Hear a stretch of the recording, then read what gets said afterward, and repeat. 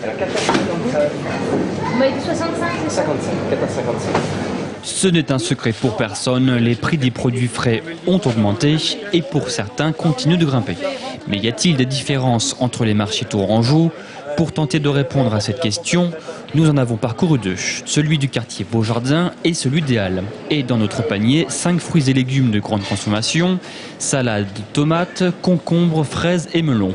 Au final, notre panier des Halles est plus cher d'environ 10%, mais quoi qu'il en soit, c'est toujours le consommateur qui trinque.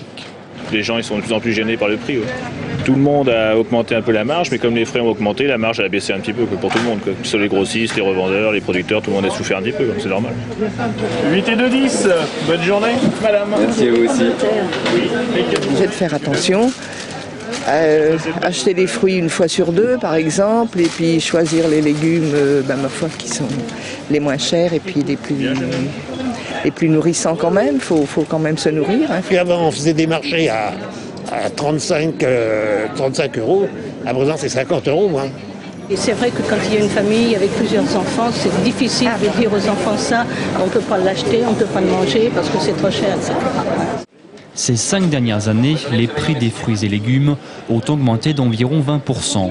Le melon, le fruit du soleil, produit à hauteur de 300 000 tonnes dans le pays, totalise une inflation de 16%.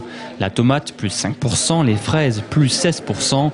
La plus forte hausse est pour le concombre. La cucurbitacée voit son prix augmenter de 36% et se retrouve en moyenne à 1 €, tout comme de nombreuses salades. Un prix qui s'explique en partie par la diminution des surfaces de production, par exemple moins 17% pour la laitue. Du coup, le comportement du consommateur évolue. Les gens essaient d'acheter au plus tout ce qu'ils peuvent acheter, je dirais, le produit de saison. C'est-à-dire que fatalement, en saison, notamment la tomate en ce moment, où il y a une grosse, je dirais, production de tomates à l'heure actuelle chez nous, et bien fatalement, les prix ont bien baissé, et ce qui fait que les gens changent pour manger beaucoup de tomates. On en profite pour vendre des produits de saison.